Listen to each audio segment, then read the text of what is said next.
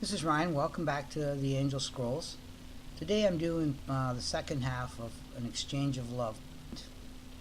This was a little bit of a shocker to me because the original version that I did um, has been totally changed, and there's only a few similar parts to the original version. Now, a while back, the angels mentioned that God could go back and in spirit and resend these communications if he wanted to change them.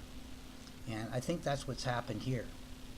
And additionally, it depends a lot on where I cut the videos and how long I do a forward. If I cut a shorter phrase, no matter where I cut it, it'll continue on with the meaning also in reverse. So in this second half of the reversal, I cut a lot of them differently. So you're going to get a lot of different things coming out of this one than you did out of the original if you saw the original.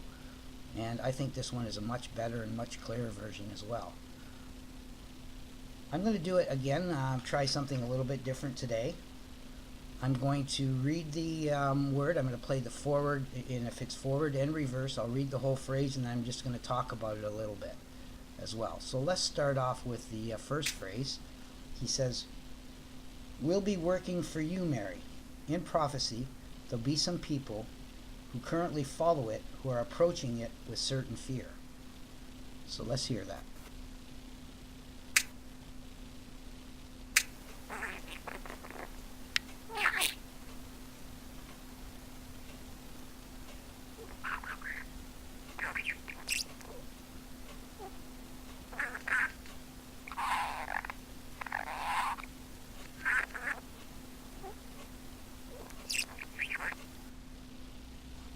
Okay, I'm just going to play that one more time.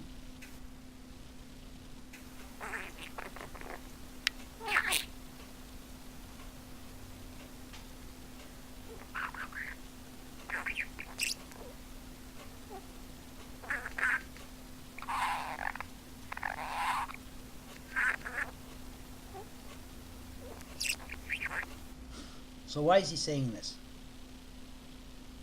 Some people think that when something like this happens, and there's divine prophecy, that end times are near. It's the exact opposite, really. What God is doing now is teaching us how to spiritually evolve so we can reach our full potential.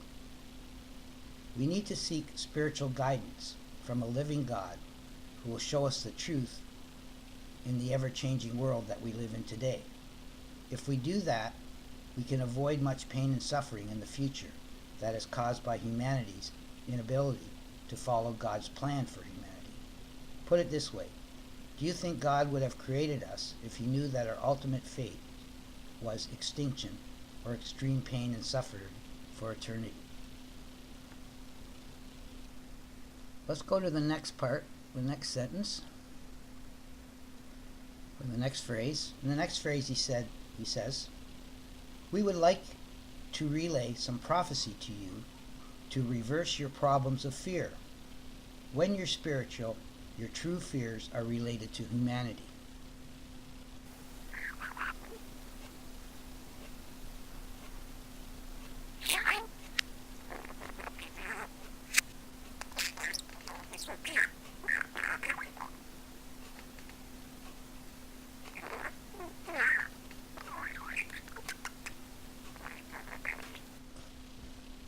Okay, in my last tutorial, I talked a little bit about how when we're reincarnated or reborn, we need a safe and happy environment to be born into again. On top of that, what we want to make sure of is our children do not have to experience excess pain and suffering due to our past decisions as a civilization. What the angels are saying here is, if you're spiritual, you may have some fear for all of humanity's survival in the future. You've probably heard it many times that most of the scientific community believes that humanity's total destruction is inevitable, and believe me, God disagrees with that, as it is his responsibility to prevent it from happening, and certainly not to cause it. like in the case of the Great Flood. Well, let's move on to the next phrase.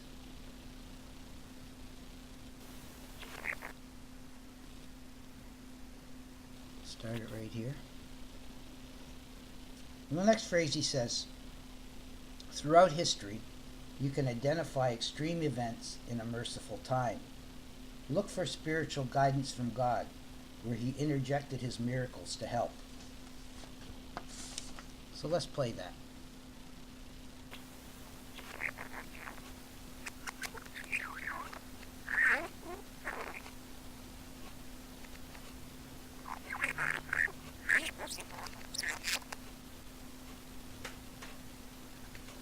Very good.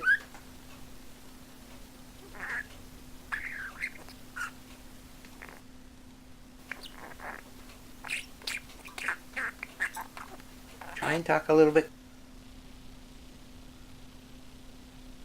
Okay. There are many remarkable unexplained stories of little miracles, answered prayers, and angelic encounters that strengthen faith and even save lives. You often hear in the news how the government has thwarted plans of terrorists and how it was a miracle that when certain natural disasters occur that more people were not killed. For example, the earthquake in Indonesia after the tsunami hit at a time when there was less people there because of the volcano showing signs of it erupting. So I remember in 2007 that one of the reasons,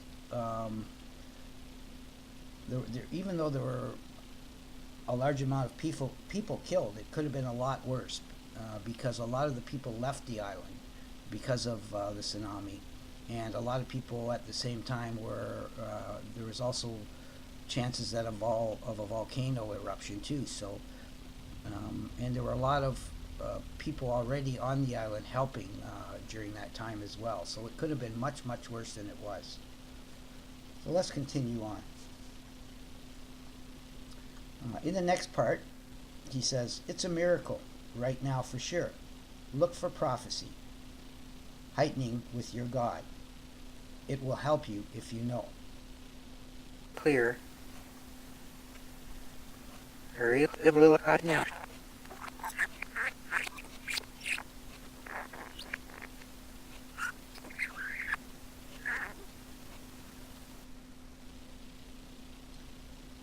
You'll be able to hear this when I do the completed version, and it'll probably be a lot clearer than it is now when you just listen to it all at once. But so, if we know for sure that they're going to that we're going to get pre-warning for events such as this, then we can make preparations to save lives and prevent pain and suffering. And I think that's what he's trying to say there. In the next part, he says, you'll hear it. Surely you're starting to re-experience God's work during all the following reversals here, where there's not evil. Yeah, you're right.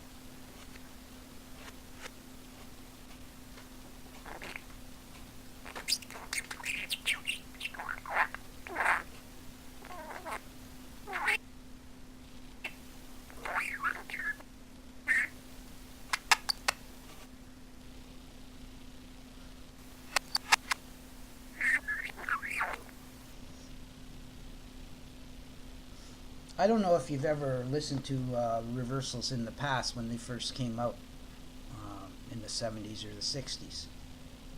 For most people, it was taboo because of the evil things that were being heard in reverse. But when I'm connected to the angels, I've never heard any evil thing come through, not even a swear word.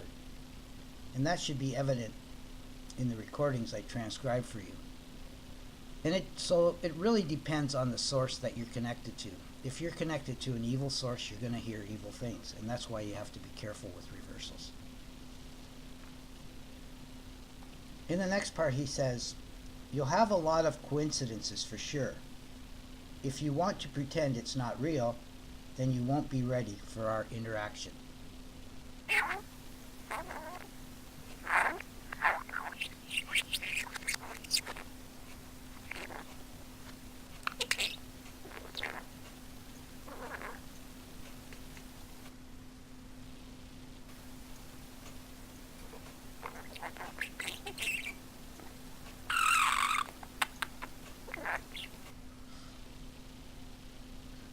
This is very true. I first noticed things happening related to what the transcriptions were saying about 10 years ago. I was told, if you want something, ask God for it, and it will often show up. Which in many cases it did, through the people that I had in my life. So if you walk with God and the angels spiritually, you'll be open to the miracles that they can create all around you.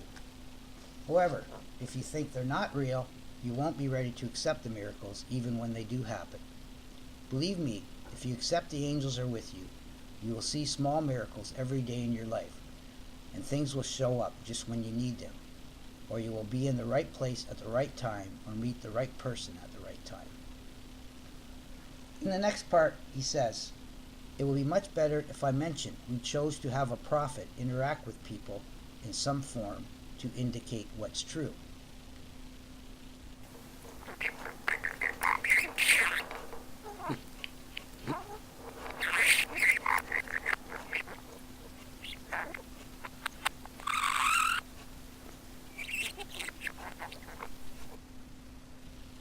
I think what they're saying here is that even though we've had 3 budgies that I've had an opportunity to be guarding for, giving their testament, they still want to have someone interacting with people. This is probably the first time in history that others will be able to hear prophetic messages that come to someone in my position. And God wants me to testify to the truth and how they come to fruition or to us in a miraculous way. So it's part of my my experience to be a witness to what's happening and how it affects my life, and tell you the truth about everything that occurs during this incredible time. In the next part, he says, in every miracle we give will boost up your attention if we make reference to the Bible. Let's listen to that.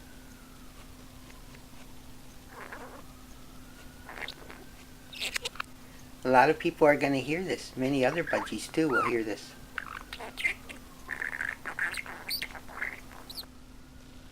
Okay. The budgies began to talk about a new religion and a new Bible about 10 years ago. They believe this is time to update it and make it current to what is happening in the world today. It does not mean that we have to forget what the existing Bible says, but this will be the first time that we are actually able to hear much of what the angels and God are telling us, to start a new version or make corrections to the old. For example, Revelations. There's a lot of prophecies of doom and destruction there. At one point, the writer says that anyone who changes anything in it will be cursed and suffer immensely if they do, or something to those words.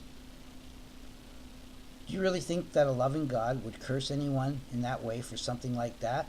If you do, then perhaps you should reevaluate your own vision of a God that would instill such fear in humanity. So in the next part, he says, at some point it's correct to encourage you to get some help from a soldier of God if evil come. It's better always to seek heaven. Relying on sin won't gain a trophy of love.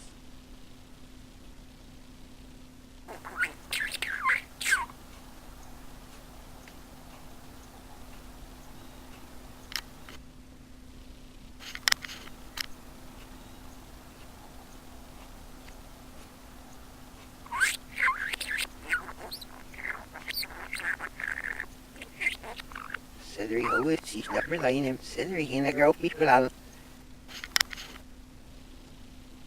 So that was the last part. And I think that this is kind of important because, and I'm going to talk a little bit about it. So when evil comes, what is it? I think I've mentioned this before, but I've learned in the past that evil is anything that can prevent us from spiritual evolution. As we know, there are many different kinds of evil, and some are at a much higher level than others. Evil can range from things that affect you because of the current laws or accepted norms of humanity, to crimes against humanity, and even go so far as what humanity believes is the truth and what lies they pass on from generation to generation. For example, we may have a political view of history that totally distorts the truth and causes a region in the world to react in a certain way. We have to realize that there are many, or there may be, different versions that are projected as truth to specifically change that culture as well. So how to reverse that evil that tries to convince us of something that is not true? If we look for the love and compassion in the history of the event, we can often find out what the real truth is and what version we should be striving to believe. If we believe in the wrong version, we have a right to make a choice to believe in what we find is the most spiritual and loving action that was part of the event. If we accept the evil and non-spiritual outcome, then we become part of the cancer that drives the culture that we live in now and perhaps in the future. So it's possible to reverse the evil of the past by seeking the way that God would want us to react spiritually in any situation of the past. So what we could have done better by reversing and looking into the past can change the future of humanity. And if you think about that, that's exactly what's happened here in this reversal. God's given us a live example how he can come in and change the past of this recording and into something different in the future. If you guys have a chance, I'm going to leave the old recording up and you can go through it and you'll be able to hear a lot of different things in it. And when I add this one to the end, at the very end, like I do with all these quantum reversals, you'll be able to hear much of this one as well. I'm going to end here and I'll add the rest of it and we'll talk to you later. Bye.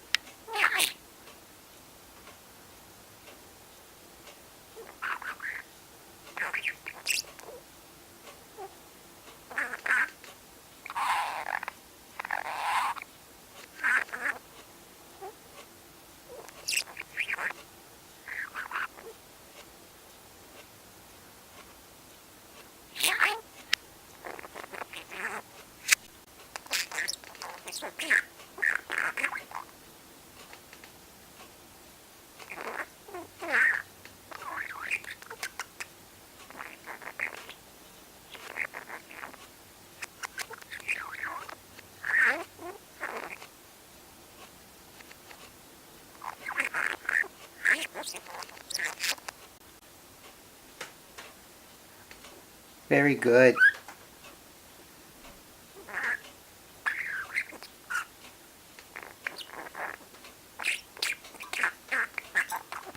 Try and talk a little bit clearer. Hurry up a little hot now.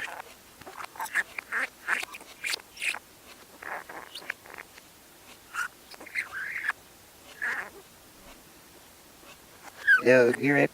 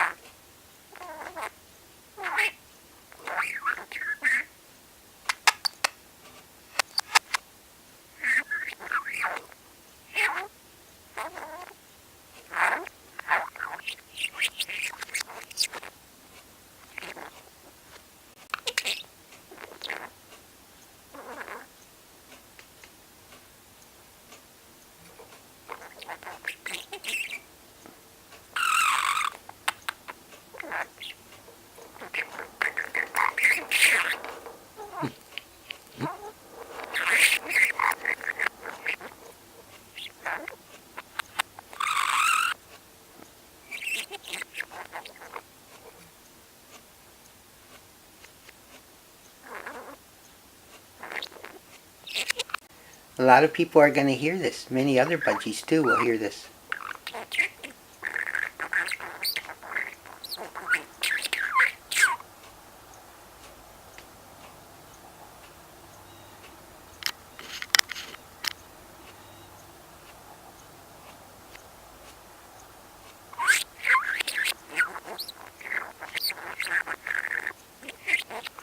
Cedri Howitz, Snapper Lane, Cedri Hinagrove, Bispalal.